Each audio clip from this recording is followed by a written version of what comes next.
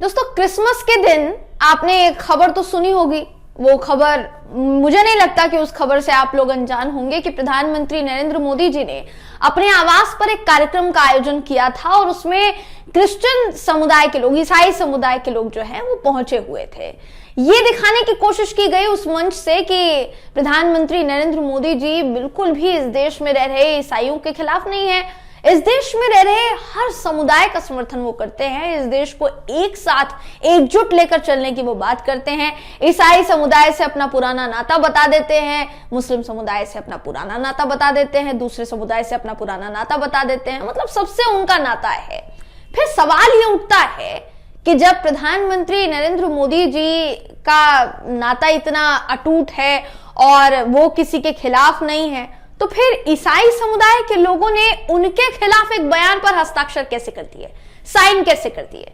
दोस्तों, एक एकल बयान, और ये बयान एक या दो ईसाइयों का नहीं, ये बयान 3000 ईसाई समुदाय के लोगों का एक हस्ताक्षर किया गया एक बयान पर। और उस बयान पर हस्ताक्षर किए कितने लोगों ने? 3000 लोगों ने। 3000 लोग ईसाई समुदाय से बताए जा रहे हैं। क्यों किए हस्ताक्षर, क्या था उस बयान में, ये सब कुछ जानने के लिए आपको ये पूरा वीडियो देखना पड़ेगा। आखिर तक हमारे साथ जरूर बने रहिएगा। नमस्कार दोस्तों, मेरा नाम है जयंती झा और आप देख रहे हैं दी कंटाब। दोस्तों, आपने सुना होगा ये खबर, जैसा मैंने शुरुआत में ही इस बात का जिक्र किया कि प्रधानमंत्री मोदी जी ने अपने आवास पर क्रिसमस के दिन एक कार्यक्रम का आयोजन किया था और उसमें पादरी हो या फिर अलग अलग क्रिश्चियन समुदाय के बड़े बड़े लोग हो, वो मौके पर पहुंचे हुए थे। उनसे इतर 3000 ईसाई समुदाय के लोगों ने एक बयान पर हस्ताक्षर किया है। अब बिना देर किए मैं आपको वो बयान बता देती हूँ। आपको हैरानी होगी ये जानकर कि प्रधानमंत्री नरेंद्र मोदी जी के खिलाफ ये बयान है, उनकी सरकार के खिलाफ ये बयान है। 2014 से लेकर अब तक ईसाई समुदाय के लोगों के साथ उनके धार्मिक स्थलों पर जिस तरीके से हमले बढ़े हैं, उनके साथ प्रताड़ना हुई है, उसके खिलाफ ये बयान है। दोस्तों, बयान में क्या कहा गया है, आपके स्क्रीन पर इस वक्त वो बयान है। क्या कहा जा रहा है, देखिए सुनिए। देश के 3000 से ज्यादा ईसाइयों ने 25 दिसंबर 2023 को प्रधानमंत्री नरेंद्र मोदी जी ने जो आयोजित क्रिसमस लंच रखा था अपने आवास पर, उसमें भाग लेने वाले ईसाई नेताओं से खुद को पहली बात तो अलग बताया और जो बयान अलग करने वाला जारी किया गया उस पर हस्ताक्षर किए, ऐसा कहा जा रहा है। बयान में क्या कहा गया? बयान में कहा गया है कि 2014 के बाद से भारत में ईसाइयों को बार बार लक्षित हमले यानी टारगेट करके और बदनामी का सामना करना पड़ा है और कई भारतीय जनता पार्टी शासित राज्यों द्वारा लागू किए गए तथाकथित धर्मांतरण विरोधी कानूनों का इस्तेमाल समुदाय के खिलाफ भेदभावपूर्ण उपकरण के रूप में किया गया है। एक तरीके से एक वेपन के तौर पर किया गया है कि भाई ये जो समुदाय है ये जानबूझकर धर्मांतरण करवा रहा है, या ईसाई समुदाय के लोग जानबूझकर धर्मांतरण करवा रहे हैं। आपने सुना होगा बहुत सी खबरें बीते कुछ सालों में सामने आ चुकी है दोस्तों, जिसमें फलाना चर्च में पहुंचकर या फलाना जगह पहुंचकर हिंदू संगठनों के लोगों ने बवाल खड़ा कर दिया, क्योंकि उनका यह आरोप था कि ईसाई समुदाय के लोगों का धर्मांतरण करवा रहे थे। तो ऐसा एक नहीं, ऐसे दर्जनों किस्से, दर्जनों मामले आपको सुनने को मिले होंगे, मैं उम्मीद करती हूं। अब इसी पर चिंता जताई है इन लोगों ने और इसी के साथ साथ ये भी कहा है कि अगर प्रधानमंत्री मोदी जी की सहानुभूति ईसाई समुदाय के साथ वाकई में होती तो मणिपुर को लेकर कुछ बोलते।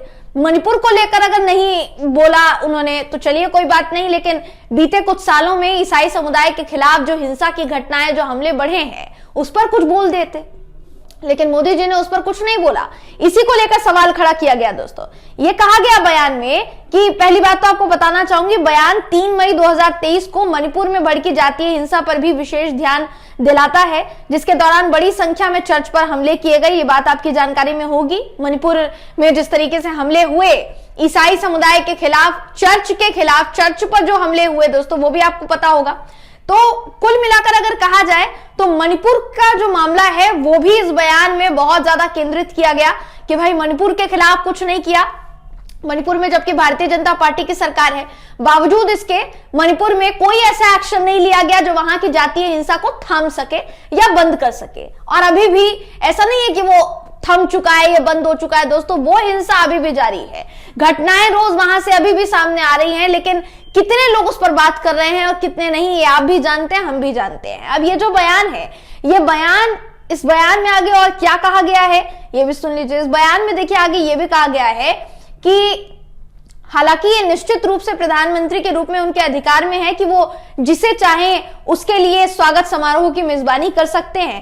कोई भी स्वाभाविक रूप से इस स्वागत समारोह के इरादे पर सवाल लेकिन जरूर उठाएगा।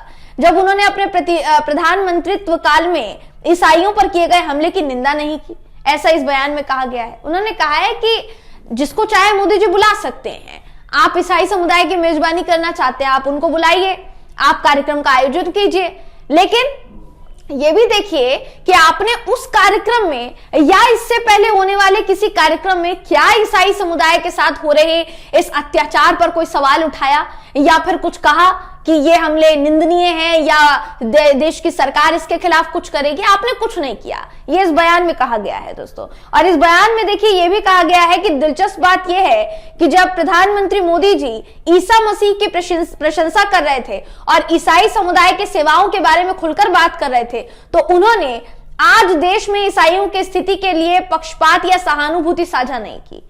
आगे ये भी कहते हैं इस बयान में लोग कि क्रिसमस लंच में जितने भी लोगों को इनवाइट किया गया था, ईसाइयों का एक चुनिंदा समूह था। जब निमंत्रण प्रधानमंत्री का था तो यहां उनके लिए मणिपुर और अन्य जगहों पर ईसाइयों के साथ जो हो रहा है उसके आलोक में इस निमंत्रण को विनम्रता पूर्वक अस्वीकार करने का अवसर था। यानी वो ये कह रहे हैं कि क्योंकि प्रधानमंत्री मोदी जी ने सभी ईसाइयों को ये निमंत्रण भेजा था, तो हमारे पास ये ऑप्शन था कि हम मना भी कर सकते हैं, हम जाने से इनकार भी कर सकते हैं और हम मुद्दा भी उठा सकते हैं कि जब अभी तक आपने ईसाइयों को लेकर कुछ नहीं बोला, ईसाइयों के साथ हो रही घटनाओं के बारे में कुछ नहीं बोला, तो हम इस आपके द्वारा आयोजित हुए कार्यक्रम का हिस्सा कैसे बन सकते हैं? ये बड़ा सवाल जो है उन लोगों ने खड़ा किया जिन लोगों के हस्ताक्षर इस पूरे बयान पर है दोस्तों। 3000 लोगों की संख्या कम नहीं होती है अगर आप गौर करेंगे इस पूरी खबर पर। तो देखिए बयान में आगे ये भी कहा गया है कि जब इन ईसाई प्रतिनिधियों ने स्वागत समारोह में बात की तो वो सरकार की चूक को मौन स्वीकृति दे रहे थे, इसलिए इस निमंत्रण की उनकी स्वीकृति हमारे नाम पर नहीं थी। उनका कहना है कि जो भी लोग शामिल हुए ऐसा लग रहा था कि सरकार की गलतियों पर पर्दा डालने की उन्होंने कोशिश की। सरकार जिन जिन मामलों में ईसाइयों को लेकर खासकर विफल रही है उन बातों पर संज्ञान दिलाने का काम हो सकता था कि वो कर सकते थे। जितने भी ईसाई शामिल हुए थे, बड़े बड़े लोग शामिल हुए थे, वो चाहते तो उस बात पर ध्यान दिला सकते थे, लेकिन किसी ने ध्यान नहीं दिलाया। ऐसा लगा कि मानिए उनको पहले ही बोल दिया गया है कि आप कुछ भी ऐसा कंट्रोवर्शियल नहीं बोलेंगे जो सरकार के खिलाफ जाए। तो कुल मिलाकर अगर कहा जाए दोस्तों, तो जो कार्यक्रम आयोजित किया जाता है ना प्रधानमंत्री मोदी जी की तरफ से या हमारे देश की सरकार की तरफ से, हमेशा जो आपको दिखाया जाता है असल में वो होता नहीं है। उसके पीछे की कहानी बहुत बड़ी होती है। उन लोगों को बुलाया गया, उन लोगों को क्या बोलकर बुलाया गया या क्या क्या इंस्ट्रक्शंस दिए होंगे, ये आप या हम नहीं जान पाएंगे। ये वो लोग जान पाएंगे जिनको निमंत्रण भेजा गया लेकिन उन्होंने जाने से इनकार कर दिया। और उनका बयान क्या है ये आपको इस खबर में मैंने बताया है। हो सकता है बहुत विरोध हो इस बात का कि प्रधानमंत्री मोदी जी की शान में गुस्ताखी हो गई है, इन लोगों ने आने से कैसे मना कर दिया। लेकिन जिनके समुदाय के साथ, जिनकी नस्लों के साथ लगातार गलत व्यवहार किया जा रहा है, गलत सलूक किया जा रहा है, क्या वो सवाल भी ना उठाएं? ये एक बड़ा सवाल है दोस्तों।